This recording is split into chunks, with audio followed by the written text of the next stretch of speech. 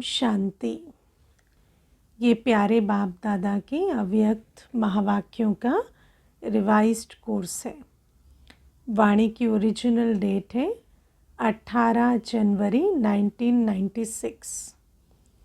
बाबा की आज की मुरली का सार है सदा समर्थ रहने की सहज विधि, शुभ चिंतन करो और शुभ चिंतक बनो।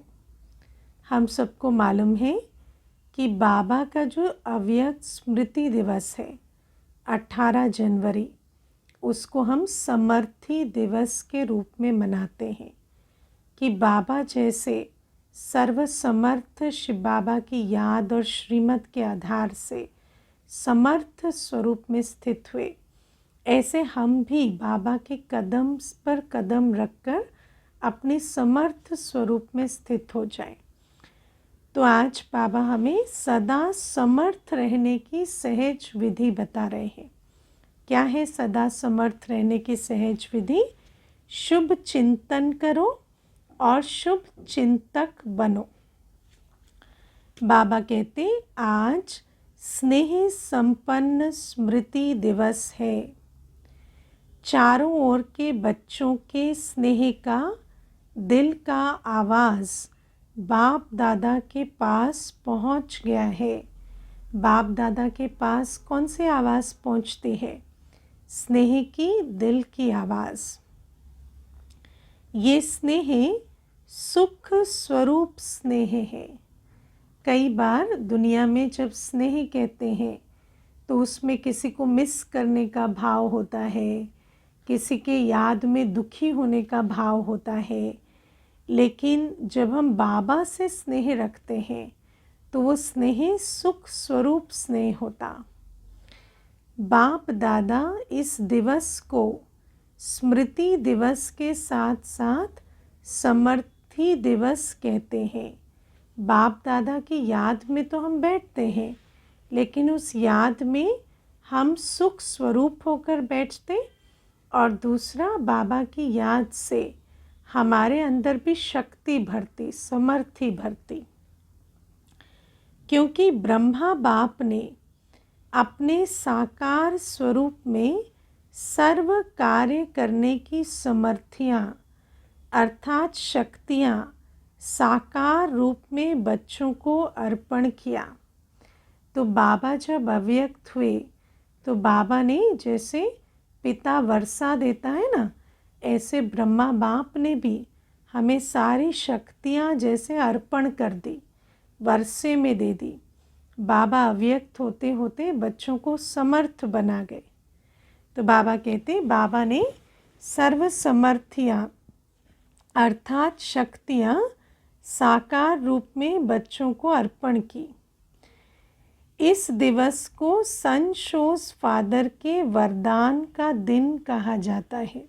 बाबा ने हमें ऐसा समर्थ स्वरूप बनाया कि हमारी सीरत से बाप की सूरत दिखाई दे। सन शोज फादर का वरदान मिला। बाबा कहते साकार रूप में बच्चों को आगे किया और फरिश्ता रूप में अपने बच्चों की और विश्व की सेवा आरंभ किया। तो बाबा ने क्या किया? बाबा कहते ना सदा कि जब चंद्रमा रहता तो जो तारे हैं उनकी चमक दिखाई नहीं देती, लेकिन जब चंद्रमा छुप जाता है तो सितारे जैसे प्रत्यक्ष होते हैं। ऐसे बाबा ने भी साकार से अव्यक्त होकर बच्चों को आगे किया। बाबा जब अव्यक्त हुए तो बच्चों को साकार रूप में प्रत्यक्षता मिली। और बाबा कहते और फरिश्ता रूप में बाबा क्या करते? बच्चों की भी और विश्व की सेवा आरंभ करते। बाबा कहते ना कि साकार चोला छोड़ा तो जैसे हद के जो बंधन थे वो सारे छूट गए। तो इसी कारण से फरिश्ते रूप में सेवा भी, चाहे बच्चों की चाहे विश्व की सर्व आत्माओं की, सारी सेवा बहुत तीव्र गति से होने लगी। इसीलिए अभी भी जो हम बच्चे मुरली सुन रहे हैं, हम सब मेजॉरिटी कब की रचना है? बाबा के फरिश्ता बनने के बाद की रचना है, क्योंकि बाबा ने अपने फरिश्ता स्वरूप से हमारी सेवा कर हमारे अंदर शक्ति भरी। तो बाबा कहते ये 18 जनवरी का दिवस ब्रह्मा बाप के संपूर्ण नष्टो मोहा स्मृति स्वरूप का रहा। अंतिम पेपर क्या है? नष्टो मोहा स्मृति स्वरूप। तो बाबा भी 18 जनवरी को इस स्वरूप में स्थित हो गए। जैसे गीता के 18 अध्याय का सार है, भगवान ने अर्जुन को नष्टो मोहा स्मृति स्वरूप बनाया। तो ये 18 का यादगार है कि ब्रह्मा बाप कितना ही बच्चों के प्रति अति स्नेही रहे। जो बच्चे अनुभवी हैं कि सदा सेवा के निमित्त बच्चों को कितना याद करते, अनुभव है ना। तो बाबा ने भी जैसे गीता के 18 अध्याय पूरे हुए तो कहते हैं 18वां अध्याय नष्टो मोहा स्मृति स्वरूप का। तो बाबा भी 18 जनवरी को नष्टो मोहा स्मृति स्वरूप बन गए। तो बाबा कहते बच्चों के लिए भी बाबा की क्या भावना रही कि बच्चे सदा आगे रहे, सेवा में निमित्त बने। मोह नहीं रहा बाबा का, लेकिन दिल का प्यार रहा, क्योंकि मोह उसको कहा जाता है जिसमें अपना स्वार्थ हो, है ना। तो बाबा कहते बाबा के दिल में मोह नहीं है, क्योंकि बाबा के अंदर नीडीनेस नहीं है। मोह माना मेरी इमोशनल नीड है, मेरे अंदर स्वार्थ है, मुझे अपनी आंतरिक पूर्ति करनी है। तो बाबा के अंदर ऐसे कोई स्वार्थवश मोह नहीं था, लेकिन बाबा के अंदर दिल का प्यार रहा कि मेरे बच्चे भी विश्व गगन में जगमगाएं, है ना।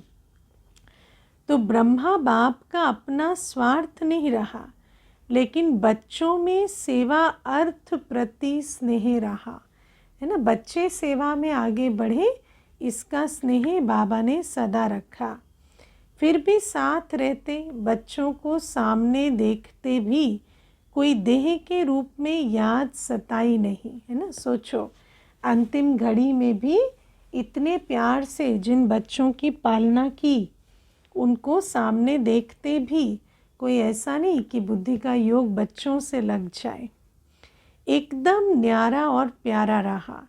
इसीलिए कहा जाता है स्मृति स्वरूप नष्टो मोहा। तो बाबा की अंतिम स्टेज जो थी उसको किन शब्दों में वर्णन करेंगे? संपूर्ण स्मृति स्वरूप और संपूर्ण नष्टो मोहा। कोई मेरापन नहीं रहा, देह भान से भी नष्टो मोहा। बाबा कहते इस पुरानी देह के भान से भी पूरा नष्टो मोहा। तो ये दिवस ऐसे फॉलो फादर का पाठ पढ़ाने का दिवस रहा। जब हम स्मृति दिवस मनाते हैं तो हम किस स्मृति में रहते हैं कि बाबा की ये अंतिम शक्तिशाली स्थिति कैसी रही, नष्टो मोहा स्मृति स्वरूप की स्थिति कैसी रही। और जब उस स्थिति की याद में रहते तो हम भी वैसी समर्थी, वैसी स्थिति अपनी भी जैसे बनती जाती है। तो ये अव्यक्त दिवस दुनिया की अनजान आत्माओं को परमात्मा कार्य की तरफ जगाने का रहा, है ना। फिर बाबा कहते कि जब ब्रह्मा बाबा अव्यक्त हुए तो दुनिया को भी क्या मैसेज मिला, वो भी किस बात के प्रति जागृत हुए कि ये कोई मनुष्य का कार्य नहीं चल रहा था, ये तो परमात्मा कार्य चल रहा था। क्योंकि मेजॉरिटी ऐसा ही समझते थे कि ये जो यज्ञ है ये तो ब्रह्मा बाबा ने रचा है। लेकिन जब ब्रह्मा बाबा भी अव्यक्त हुए और फिर भी यज्ञ से वृद्धि को पाया तो दुनिया को भी ये संदेश मिला कि ये तो परमात्मा कार्य है। तो बाबा कहते हैं ये अव्यक्त दिवस दुनिया की अनजान आत्माओं को परमात्मा कार्य की तरफ जगाने का रहा, क्योंकि मेजॉरिटी लोग ब्रह्मा बाप को देखकर यही सोचते या समझते थे कि इन्हों का परमात्मा तो ब्रह्मा है। जब हम परमात्मा के बारे में बात करते थे तो समझते थे ये ब्रह्मा बाबा को ही परमात्मा कहते हैं। ये ब्रह्मा कुमारियाँ ब्रह्मा को ही भगवान मानते हैं और ब्रह्मा ने साकार में पाठ परिवर्तन किया। जब बाबा साकार से अव्यक्त हुए तो वो क्या सोचने लगे कि अभी तो ब्रह्मा कुमारियों का भगवान चला गया और ये ब्रह्मा कुमारियों का कार्य आज नहीं तो कल समाप्त हो जाएगा।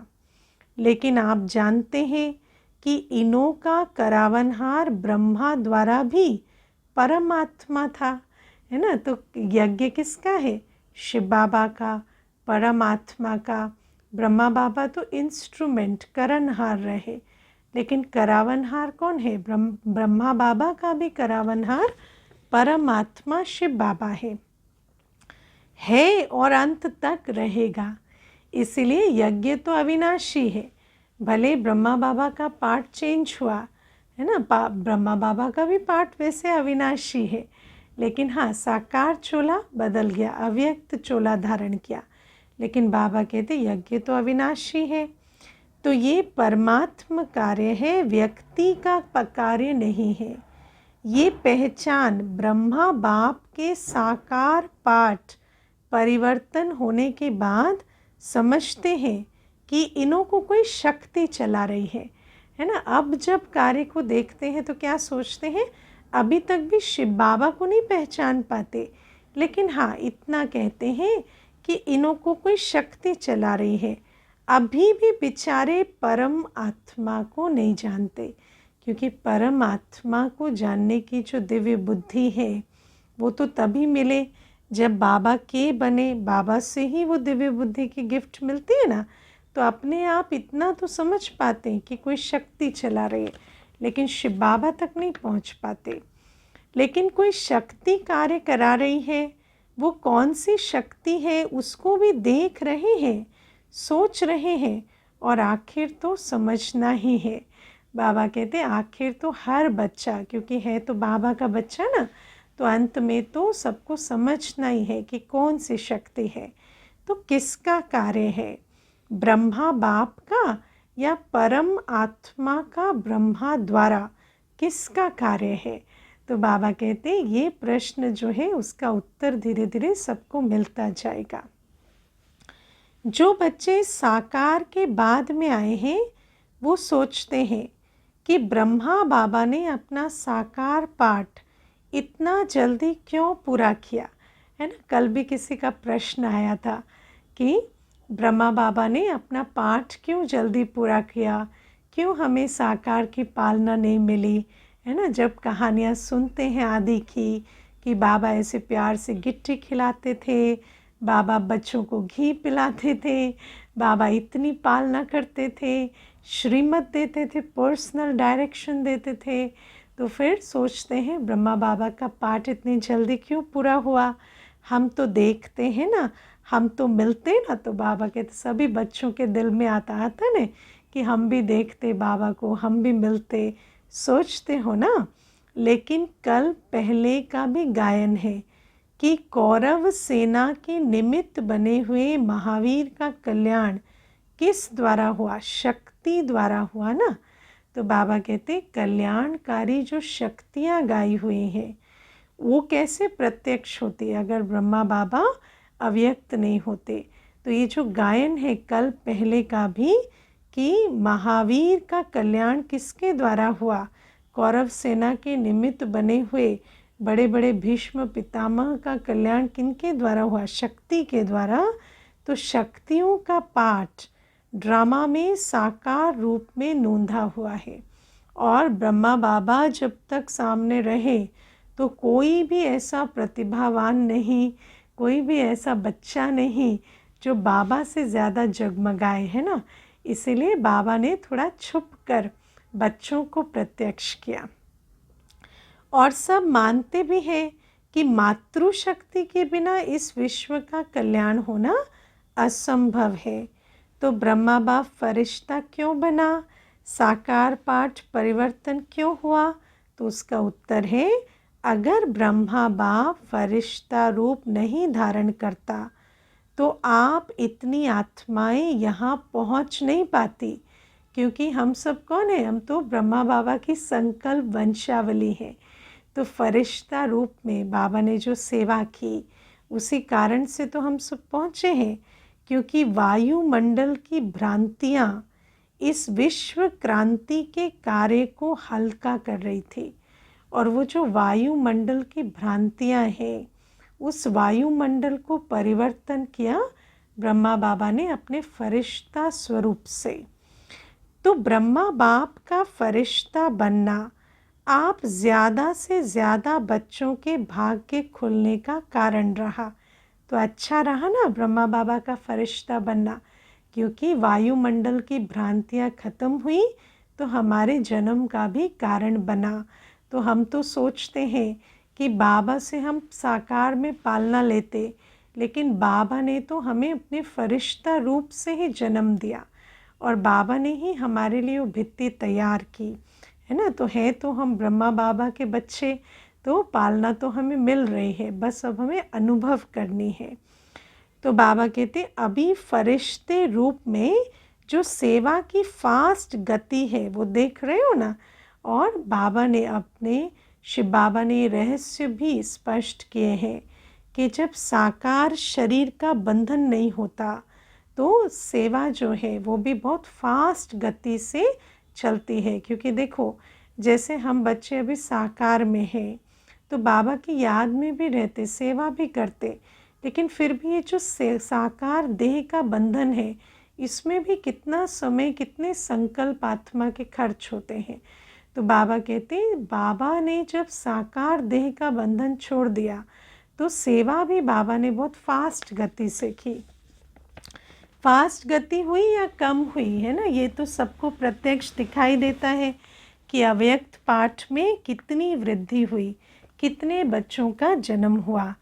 फास्ट हुई है ना, तो फास्ट गति हुई तभी आप यहाँ पहुँचे ना, नहीं तो सोए हुए थे अच्छी तरह से, है ना। बाबा कहते वायुमंडल में जो तामसिकता है उससे नींद में सोए हुए थे और बाबा ने ही फरिश्ता बनकर वो सारी तामसिकता हटाई, तो तब जाकर हमारी जाग आई है। तो बाबा कहते तो आज का दिवस ऐसा नहीं है जैसे लोग मनाते चला गया, है ना, दुखी होते हैं, लेकिन हमें तो उमंग उत्साह आता है कि फॉलो फादर, हम भी ऐसे स्मृति स्वरूप नष्टो मोहा बने, हम भी ऐसे साकार से फरिश्ता बने, हम भी बाबा की अंतिम सेवा को अपनी अंतःवाहक स्थिति से मंजिल पर पहुंचाएं। तो बाबा कहते हम तो बाबा को मिस नहीं करते, हम तो बाप समान फरिश्ता बनने की प्रेरणा लेते हैं। ये प्रैक्टिकल पाठ पढ़ने का दिवस है।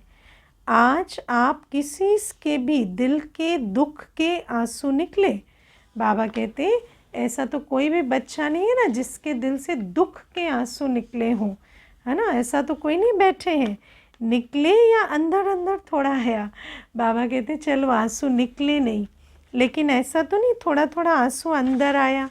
जिसको दुख की थोड़ी भी लहर आई वो हाथ उठाओ, हाँ उठाओ, कोई भी जो बाबा को याद करते दुखी होते हैं वो हाथ उठाओ। बाबा कहते दुख हुआ नहीं हुआ, तो आज के दिन तो ब्रह्मा बाप को सेवा का साथी बनने का दिन है। तो बाबा कहते दुखी मत हो, है ना, प्यार की निशानी क्या है, समान बनना। अगर बाबा से इतना स्नेह है तो बाबा के सेवा साथी बन जाओ, बाप समान स्थिति से बाप का साथी बनो। आप सब साथी हो कि साक्षी हो, सेवा में साथी और माया के परिस्थितियों से साक्षी। सुना, साथी और साक्षी दोनों बनना है, बाप की सेवा में साथी बनना है। ऐसा नहीं सब सेवा कर रहे हैं हम साक्षी होके देख रहे हैं, तो सेवा में साथी बनना और माया की परिस्थितियों में साक्षी बनना। माया को तो वेलकम किया है ना कि घबराते हो, हाय क्या हो गया, थोड़ा थोड़ा घबराते हो, माया से डरते तो नहीं हो, निर्भय हो ना, घबराते तो नहीं हो। माया आए तो क्या हो गया, हाँ, ये मत कहो खुदा से मेरी मुश्किलें बड़ी, ये मुश्किलों से कह दो मेरा खुदा बड़ा है। तो बाबा कहते घबराते तो नहीं हो ना, माया के हल्के हल्के रूपों को तो आप भी जान गए हो और माया भी सोचती है कि ये जान गए हैं, है ना। तो कई माया के जो रूप हैं वो भी जो हल्के वाले हैं उनके तो हम अनुभवी बन गए, जान गए, और माया को भी पता है कि इससे तो अब छले नहीं जाएंगे, ये तो जान गए। लेकिन जब कोई भी विकराल रूप की माया आवे तो सदा साक्षी होकर खेल करो। कई बार कहते हैं ना, ऐसा तो सोचा ही नहीं था, लेकिन बाबा सदा हमें मुरली में समझाते हैं कि जो सोचा नहीं था ना वो होगा, क्योंकि माया हमेशा ऐसा रूप लेकर आती जो सोचा भी नहीं था। लेकिन बाबा कहते उसमें भी क्या करो, बाबा को साथी बनाओ और माया ने जो परिस्थिति बनाई है उसमें बिल्कुल साक्षी होकर खेल की तरह, है ना, मौज की स्थिति में रहते उसको पार करो। जैसे वो कुश्ती का खेल होता है ना, देखा है कि दिखाए, बाबा कहते हैं कुश्ती देखिए ना कि बाबा सैंपल दिखाए। यहाँ बच्चे करके दिखाते हैं ना, तो समझो कि कुश्ती का खेल खेल रहे हैं, अच्छी तरह से मारो। बाबा कहते कुश्ती के खेल में ना तो कोई मारता है तो दुखी होना है, ना अपने मारने में पीछे हटना है, क्योंकि है ही बॉक्सिंग। तो बाबा कहते ऐसे ही यहाँ भी माया अगर बहुत ज़ोर से फटकारती है तो डरना नहीं है, और अपना भी पूरा बीसों नाखूनों का जोर लगाना है। तो बाबा कहते घबराओ नहीं, खेल है ना, तो दोनों को इक्वल हक है पछाड़ने का। तो साक्षी होकर खेल करने में मज़ा आता है, और माया आ गई तो घबरा जाते, है ना। माया का ही जाप करने लगेंगे तो माया तो और ही पावरफुल हो जाएगी। माया आई तो आप बाबा बाबा करो ना, और बाबा से शक्ति लेकर, बाबा से गुण लेकर मायाजीत बनो। ये नहीं कि माया आ गई करके माया को ही बल भरो। कुछ भी ताकत अभी माया में नहीं है, सिर्फ बाहर का शेर का रूप है, लेकिन बिल्ली भी नहीं है, है ना। बाबा कहते क्या मजाल है परिस्थितियों की, या माया कोई भी रूप में आए, क्या बड़ी बात है। मेरे बच्चे तो मास्टर सर्वशक्तिवान है, माया की तो शेर क्या बिल्ली जैसी भी हालत नहीं है। लेकिन अगर बच्चे ही कमज़ोर हो जाए तो बिल्ली भी बड़ी चीज़ है। सोचो छोटा बच्चा तो बिल्ली से भी डर जाए। सिर्फ आप लोगों को घबराने के लिए बड़ा रूप ले लेती है, फिर सोचते हो पता नहीं अब क्या होगा। तो ये कभी नहीं कहो क्या करूं, कैसे करूं, क्या होगा, है ना। ये क की भाषा बंद करनी, पता नहीं है क्या, नॉलेजफुल ज्ञान सागर के बच्चे हैं हम, सब पता है। जो हुआ सो अच्छा, जो हो रहा है उससे भी अच्छा, और जो होगा वो सबसे अच्छा होगा। लेकिन बाप दादा ने पहले भी ये पाठ पढ़ाया है कि जो हो रहा है वो अच्छा, और जो होने वाला है वो और भी अच्छा। लेकिन बाबा कहते बाबा का पाठ याद करना है। ब्राह्मण बनना अर्थात अच्छा ही अच्छा है, चाहे बातें ऐसी होती हैं जो कभी आपके स्वप्न में भी नहीं होती, और कई बातें ऐसे होती हैं जो अज्ञान काल में नहीं होगी लेकिन ज्ञान के बाद हुई है ना। कई बात ऐसी भी होती है, कहते कभी अज्ञान काल में भी नहीं हुआ, ज्ञान काल में क्यों हो रहा है, क्योंकि माया तो अनेक रूपों से आती है। अज्ञान काल में कभी बिजनेस नीचे ऊपर नहीं हुआ होगा, और ज्ञान में आने के बाद हो गया तो घबरा जाते हैं, हाय ज्ञान छोड़ दे, है ना। लेकिन कल भी बाबा ने कहा था ना, ये तो ड्रामा की नूंद है, ज्ञान में आने के बाद हुआ या ज्ञान काल में हुआ उससे कोई अंतर नहीं पड़ता। अगर ड्रामा में नूंद है ऊपर नीचे होने की तो होगा। लेकिन कोई भी परिस्थिति आती है, उस परिस्थिति को अपना थोड़े समय के लिए शिक्षक समझो। ये नहीं सोचो ये क्यों आई है, ये अच्छी नहीं है, कब जाएगी, क्या होगा। ऐसे सोचो ये मुझे क्या सिखाने आई है, इस परिस्थिति में मुझे कौन सा गुण धारण करना है, मुझे कौन सी विशेषता लानी है, कौन सी शक्ति है जो बाबा से लेनी है, कौन सा स्वरूप, कौन सा स्वमान मुझे अभ्यास करना है, ये मुझे बाबा की कौन सी शिक्षा पक्की कराने आई है। शिक्षक क्या करता है, शिक्षा देता है ना, तो परिस्थिति, अंडरलाइन करना इसे, परिस्थिति आपको विशेष दो शक्तियों के अनुभवी बनाते हैं। ज़्यादातर जब परिस्थिति आती है तो हमें दो पाठ पढ़ाने आते हैं। दो शक्तियां हैं जिसके बच्चों में कमी है, उसके अनुभवी बनाने आती है। एक सहन शक्ति और न्यारापन, नष्टो मोहा, है ना, क्योंकि जहाँ अटैचमेंट होता है वहाँ सहन शक्ति नहीं होती। देखा है ना, बच्चे को इंजेक्शन लगेगा तो माँ भी आंखें थोड़ी मूंद लेगी। क्यों? क्योंकि किसी जिसके साथ अटैचमेंट है, शरीर के साथ हो, संबंध के साथ हो, उसका दर्द, उसका कष्ट देखा नहीं जाता। तो बाबा कहते एक तो सहन शक्ति, न्यारापन, नष्टो मोहा। जितना नष्टो मोहा होंगे देह से, देह के संबंध से, उतना ही सहन शक्ति होगी। और दूसरा सामना करने की शक्ति का पाठ पढ़ाती है ना। सामना करने की शक्ति का भी पाठ परिस्थिति पढ़ाती है, जिससे आगे के लिए आप सीख लो कि ये परिस्थिति, ये दो पाठ पढ़ाने आई है ना। कईयों में पावर टू फेस नहीं होती, कोई भी बात होती है तो घबरा जाते हैं, लेकिन बाबा कहते कोई बड़ी से भी बड़ी बात आई, वो आई है जाने के लिए, तो उसको पार करना, उसको सामना करने की हमारे अंदर शक्ति होनी चाहिए। सामना करने की शक्ति का चित्र कौन सा है ना, डेड बॉडी दिखाया है ना। तो कोई भी बड़ी से बड़ी बात आई, वो बात आई और हमें उस बात को बुद्धि से पार करना है। तो बाबा कहते ये दो पाठ पढ़ाने आई है, इसको बुद्धि में रखना है ना। कोई भी परिस्थिति आए तो ये दो पाठ पढ़ लेना। और जो कहते रहते हो हम तो ट्रस्टी है, मेरा कुछ नहीं, ठगी से तो नहीं कहते हो, क्योंकि अगर सच में मेरा कुछ नहीं तो फिर ये दुख और दर्द की अनुभूति क्यों है ना। जहाँ मेरापन है वही कष्ट होता है, वही कहते सहन नहीं कर सकते।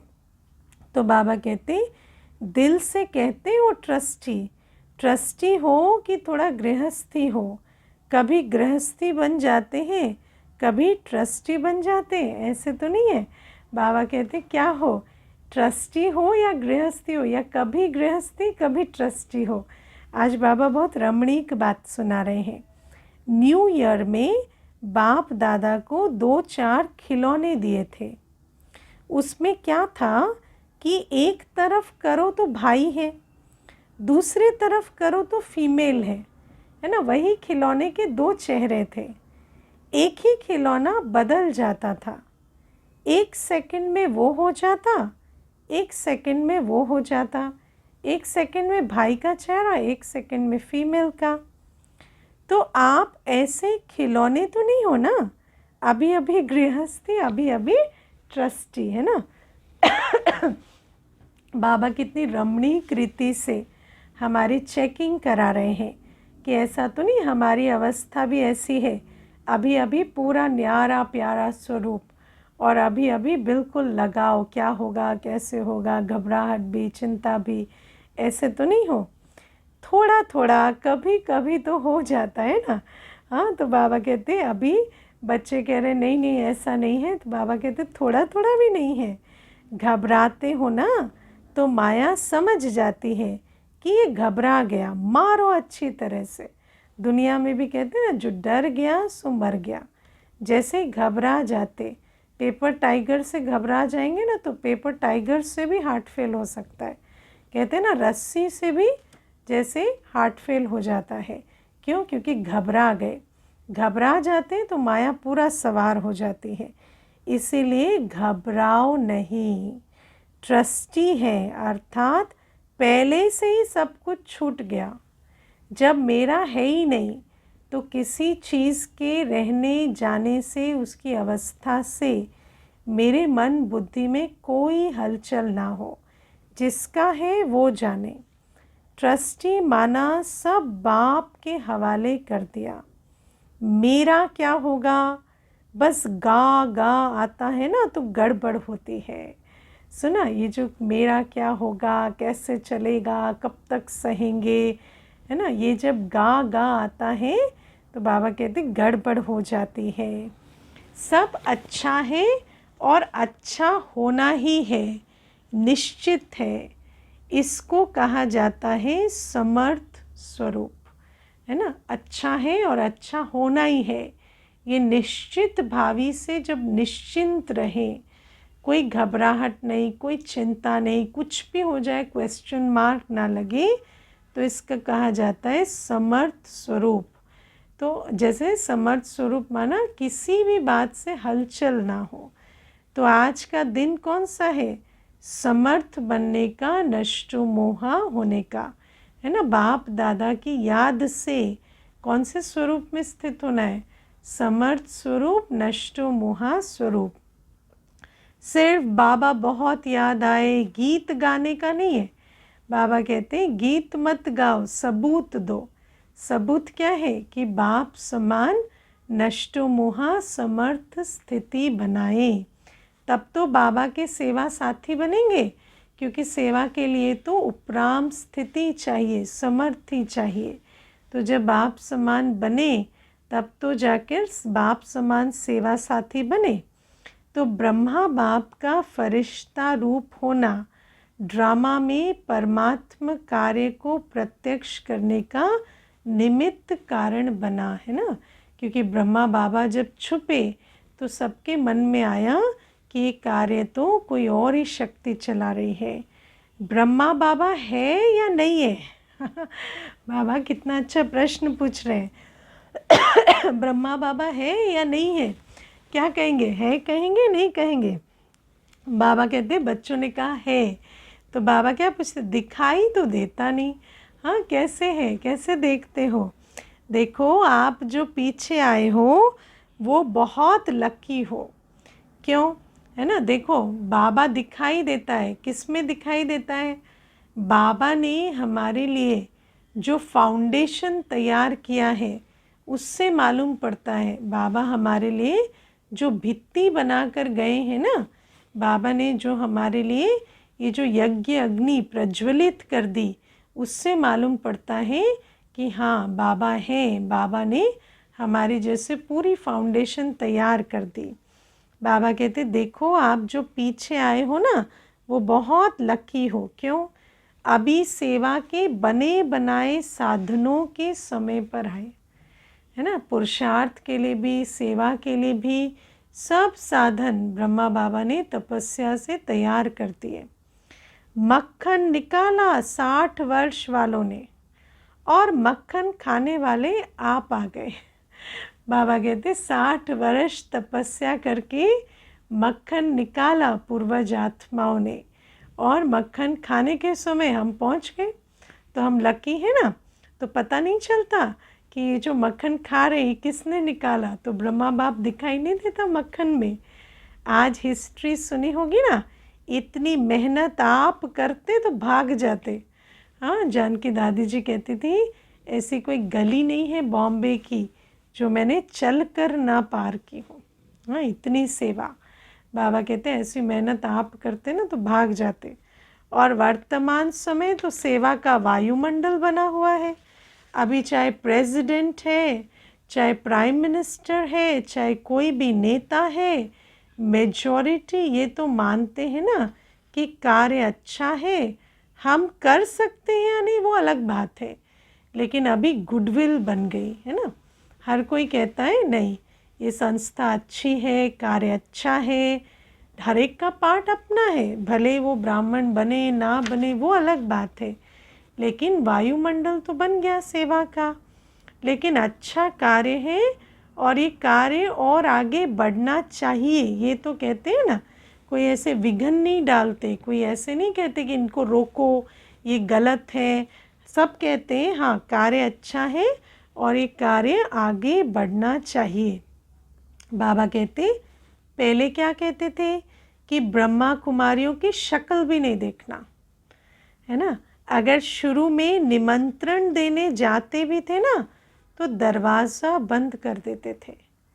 तो आप तो अच्छे टाइम पर आए हो ना, आज तो दरवाज़ा खोल के सभी स्वागत करते हैं, कई तो निमंत्रण ही देते हैं। तो सेवा का चांस बहुत है, जितनी सेवा करने चाहो उतनी कर सकते हो। अभी सभी समझते हैं कि साकार ब्रह्मा के बाद भी ब्रह्मा कुमारियों ने सिल्वर जुबली भी मना ली, गोल्डन भी मना ली, अभी डायमंड तक पहुंच गए हैं। क्योंकि कोई भी बड़ा गुरु चला जाता है तो गड़बड़ हो जाती है ना। कोई भी दुनिया में इतनी संस्थाएं हैं, इतने गुरु पंथ हैं, जब उनका गुरु चला जाता है ना तो वहाँ तो गड़बड़ हो जाती है। लेकिन यहाँ तो ब्रह्मा बाबा के जाने के बाद सिल्वर जुबली भी मनी, गोल्डन भी, डायमंड भी, तो सबको पता चलता है ये तो कोई शक्ति का कार्य है।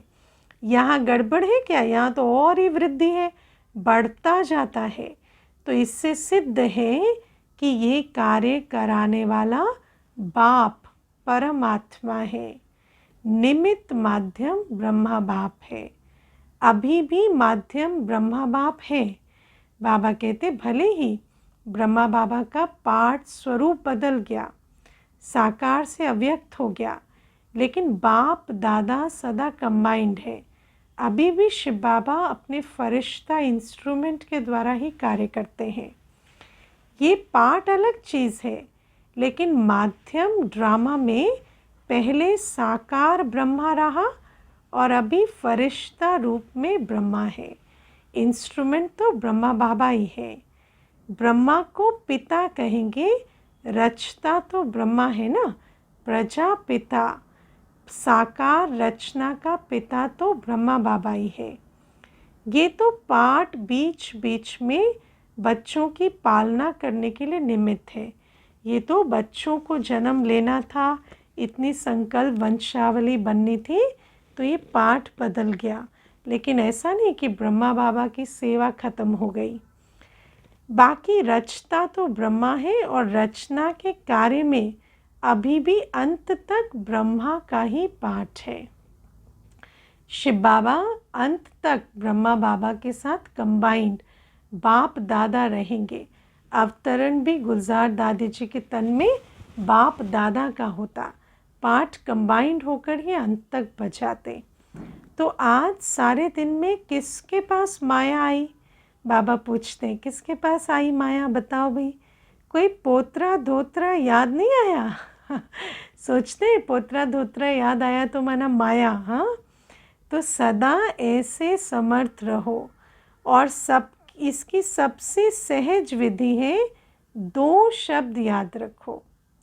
2 शब्द याद रह सकते हैं ना, सारी मुरली भूल जाए, लेकिन 2 शब्द याद रखो और प्रैक्टिकल में करते चलो।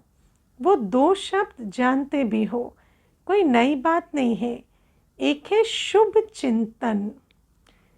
नेगेटिव को भी पॉजिटिव करो।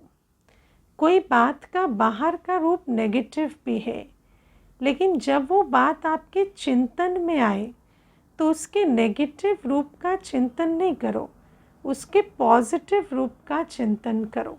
जैसे बाबा ने कहा ना, कोई परिस्थिति है, विपरीत नज़र आती है, लेकिन जब सोचेंगे मुझे क्या सिखाने आई है, तो उसका पॉजिटिव रूप का चिंतन होने लगेगा। इसको कहते शुभ चिंतन। बाबा कहते माया तंग ना करे, उसके लिए क्या करो, सदा अपने चिंतन को शुभ रखो।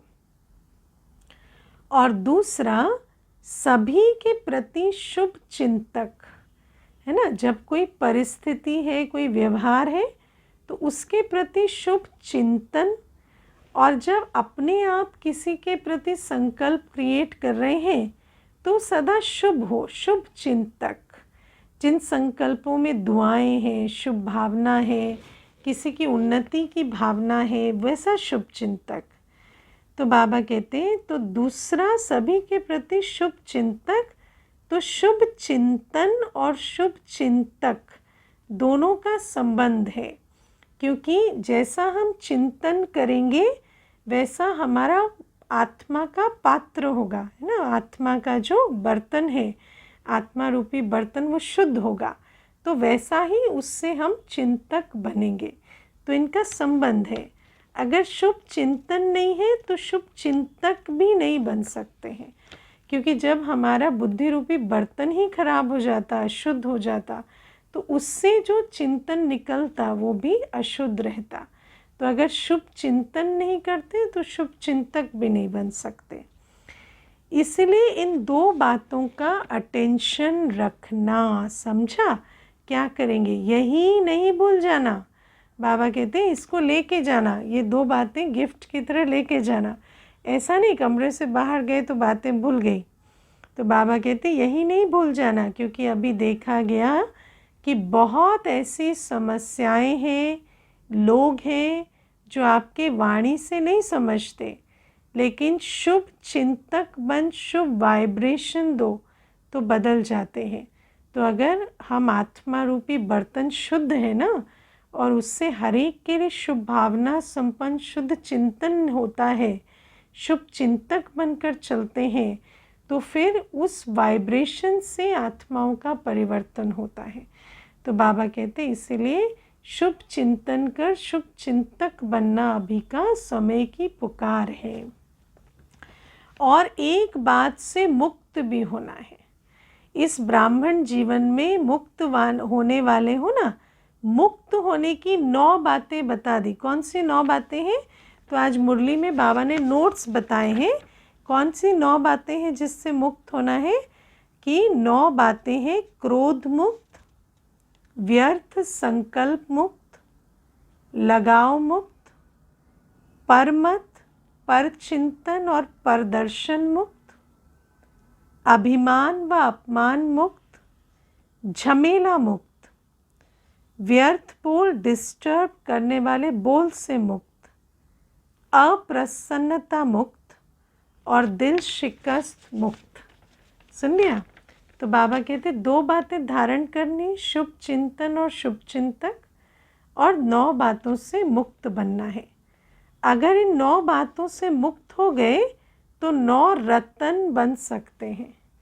फिर बाबा कहते 9 रत्नों में नंबर आ जाएगा।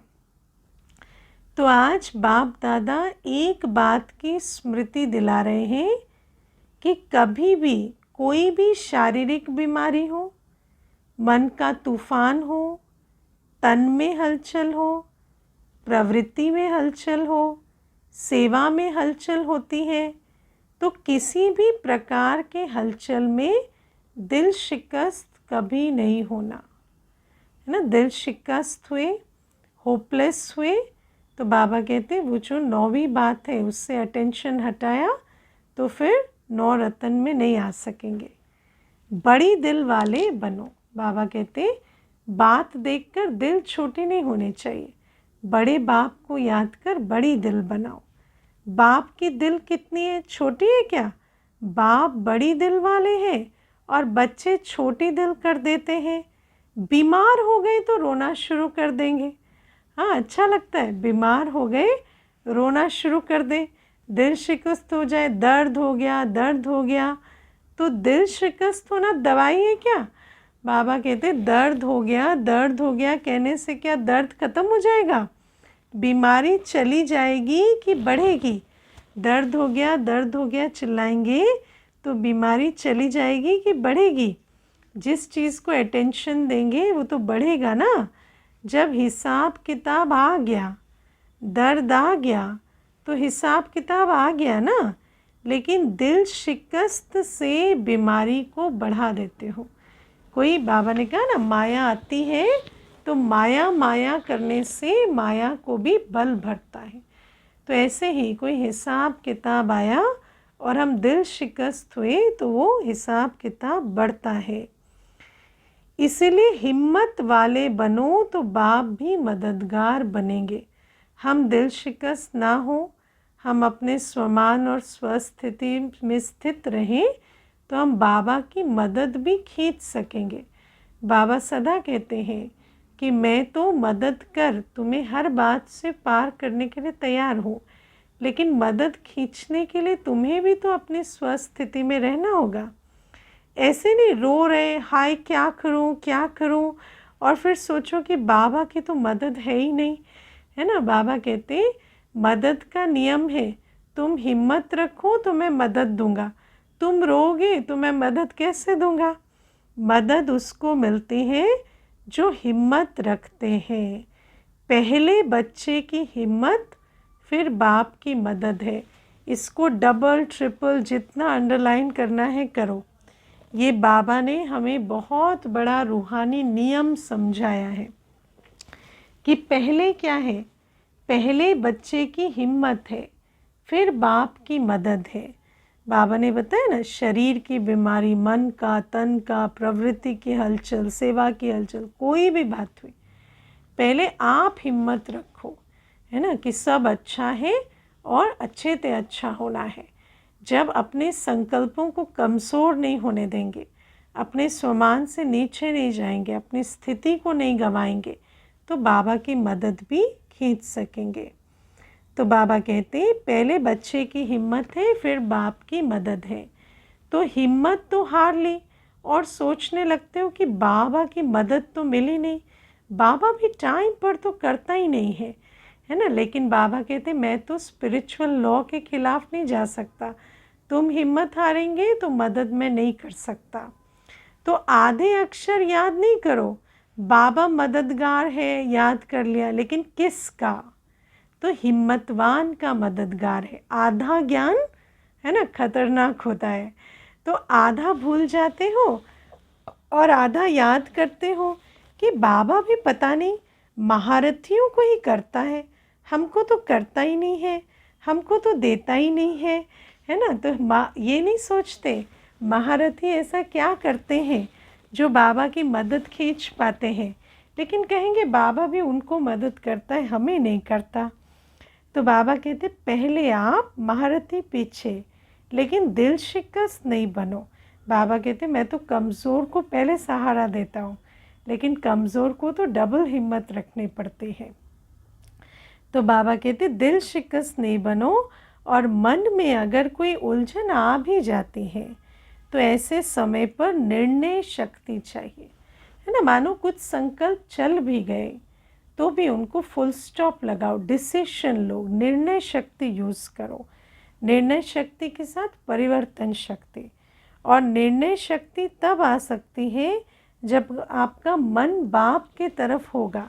अगर युद्ध हो भी रही है मन में, लेकिन अगर दिल बाबा की तरफ है तो फिर कुछ देर के बाद फुल स्टॉप लग के निर्णय शक्ति के आधार से अपने संकल्पों को बदल लेंगे। अगर अपने उलझन में होंगे तो हाँ ना इसी उलझन में रह जाएंगे। लेकिन मन से भी दिल शिकस्त नहीं बनो। और धन भी अगर ऊपर नीचे होता है, जब करोड़पतियों का ही नीचे ऊपर होता है तो आप लोग उसके आगे क्या हो, सोचो, है ना। कोई करोड़पति भी है, दुनिया का बहुत पावरफुल व्यक्ति भी है, वो भी सोचे मेरा धन ऊपर नीचे ना हो, तो उसके भी कंट्रोल में सारे फोर्सेस नहीं है।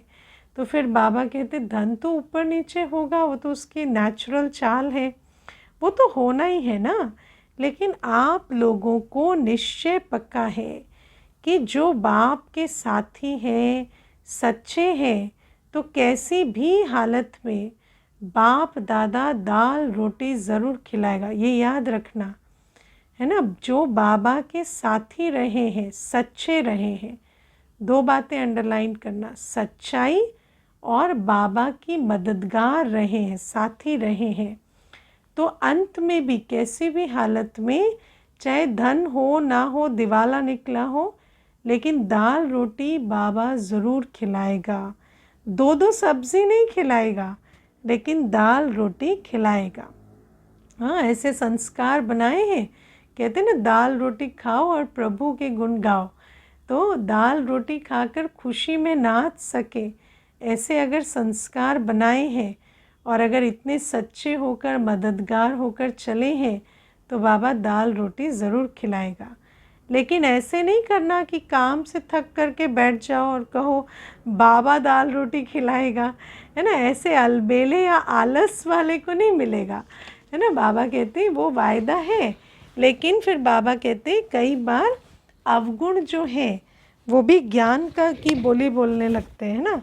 तो बाबा कहते हैं ऐसे अलबेले या आलसी नहीं बनना कि खुद बैठे रहो और कहो बाबा दाल रोटी खिलाएगा, बाबा ने वायदा किया है ना। बाकी सच्चे दिल पर साहेब राजी है। और बाबा कहते परिवार में भी खिटखिट तो होनी है। हाँ, परिवार है, दुनिया में भी कहते 4 बर्तन होंगे तो बजेंगे। तो परिवार है, भिन्न भिन्न संस्कार है, तो खिटखिट तो होनी है। जब आप लोग कहते हो कि अति के बाद अंत होगा, कहते हो ना, तो अति में जा रहा है और जाना है, तो परिवार में खिटखिट ना हो, ये नहीं होना है, होना है। बाबा कहते ऐसा नहीं होगा कि अति के समय परिवार में खिटखिट ना, और अंत में सबसे बड़ी चीज़ क्या होगी, यही जो परिवार है जिसके बल से हम चलते हैं, इसी में जब खिटखिट होती तो फिर एक बाबा दूसरा ना कोई है या नहीं, एक बल एक भरोसे से चल पाते हैं या नहीं। तो बाबा कहते लेकिन आप ट्रस्टी बन, साक्षी बन, परिस्थिति को बाप से शक्ति लेकर हल करो। बाबा कहते उस समय पर ऐसे अचरज नहीं खाना, क्या क्यों में नहीं फंस जाना। कैसी भी परिस्थिति है, ट्रस्टी बनो, साक्षी बनो, और बाबा के साथ लेकर, बाबा से शक्ति लेकर हल निकालो। गृहस्थी बनकर सोचेंगे, है ना, ये मेरा था, इतने समय साथ दिया, अभी देखो क्या हो गया।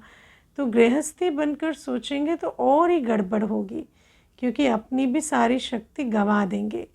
पहले बिल्कुल न्यारे ट्रस्टी बन जाओ, मेरा नहीं, ये मेरापन, मेरा नाम खराब होगा, मेरी ग्लानि होगी। मनुष्य को सबसे ज़्यादा डर किससे लगता है, मेरी बदनामी हो गई, मेरी इज्जत चली गई, है ना। तो बाबा कहते हैं सारे पेपर अंत में आएंगे।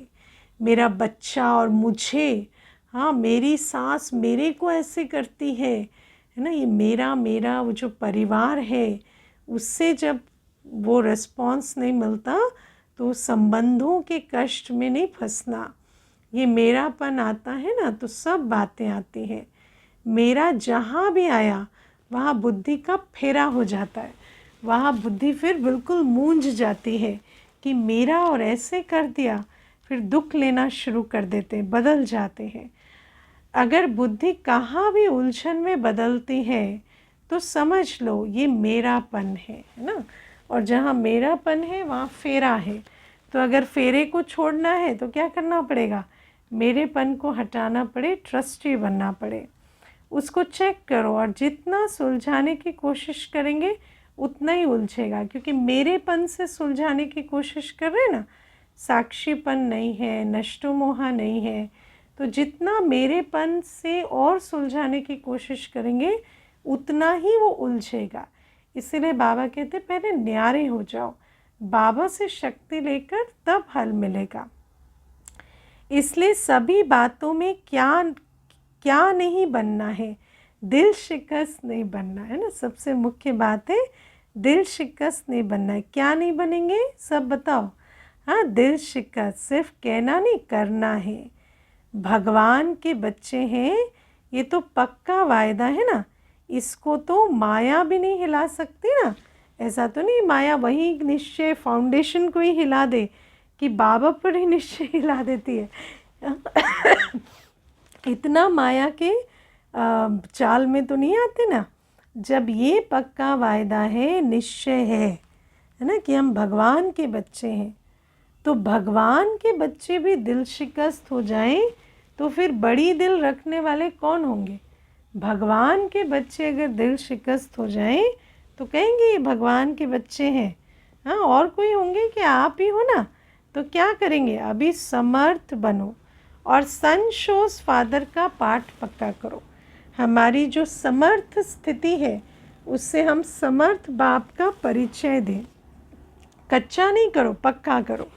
सभी हिम्मत वाले हो ना, हिम्मत है। बाबा कहते अच्छा। हाँ, आज विदेश वाले बच्चे भी बहुत याद आ रहे हैं। चारों ओर मधुबन से मन की लगन लगी हुई है। हाँ, विदेश में बैठे पर मन की लगन मधुबन से लगी हुई है। बाप दादा भी सभी बच्चों को सामने देख विशेष याद और सेवा का याद प्यार दे रहे हैं।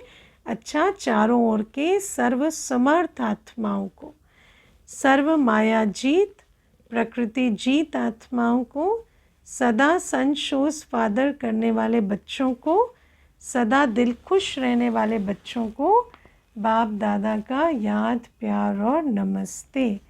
ऐसे बनाने वाले मीठे प्यारे बाबा को भी हम बच्चों का याद प्यार, गुड मॉर्निंग और नमस्ते। ओम शांति।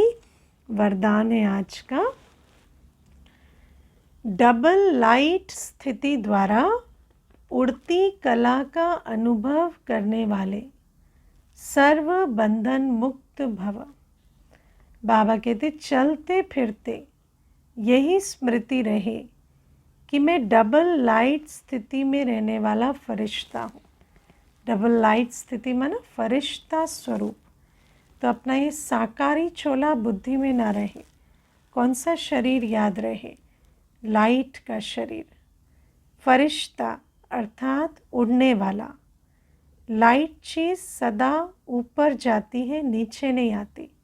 तो ऐसा फरिश्ता जो लाइट का है और बिल्कुल हल्का है, हमेशा उपराम स्थिति में रहने वाला, उड़ने वाला फरिश्ता। आधा कल्प तो नीचे रहे, है ना, देहाभिमान देहभान के बोझ से हमेशा नीचे ही रहे। अब उड़ने का समय है, इसलिए चेक करो कि कोई भी बोझ व बंधन तो नहीं है। अगर शरीर याद होता तो देह के साथ मैं और मेरापन भी नीचे खींचता। अगर देह को ही भूल फरिश्ता ड्रेस और लाइट स्थिति में सदा स्थित रहे तो कोई भी बोझ या बंधन खींच नहीं सकता। अपने कमजोर संस्कार का, व्यर्थ संकल्प का, देह भान का बंधन व बोझ बहुत समय चलता रहा तो अंत में नीचे ले आएगा। अगर ये बोझ बहुत समय चला ना तो बहुत काल का ये बोझ अंत में नीचे ले आएगा। इसीलिए बाबा कहते बहुत काल फरिश्ते स्थिति का अभ्यास में रहो। इसलिए बंधन मुक्त बन डबल लाइट स्थिति में स्थित रहने का अभ्यास करो। स्लोगन है, मनसा सेवा वही कर सकते जिनके पास शुद्ध संकल्पों की शक्ति जमा है। शुद्ध संकल्पों की शक्ति जमा होना माना शुद्ध सदा शुभ चिंतन करने वाले, और मनसा सेवा माना शुभ चिंतक रहने वाले। तो आज तो बाबा ने बहुत अच्छे से स्पष्ट किया कि जो सदा शुभ चिंतन करते हैं वही शुभ चिंतक बन सकते हैं, क्योंकि जैसा हमारा चिंतन होता है वैसा हम आत्मा का बर्तन होता है, वैसा ही हम आत्मा की स्थिति होती है। और जैसे साफ बर्तन से ही साफ पानी सर्व हो सकता है ना, ऐसे ही जब शुभ चिंतन के आधार से आत्मा रूपी बर्तन शुद्ध है तो उस बर्तन में जो इमर्ज होती किसी के लिए चिंतन या भावनाएं, वो भी शुभ और शुद्ध ही होती हैं। अच्छा, ओम शांति।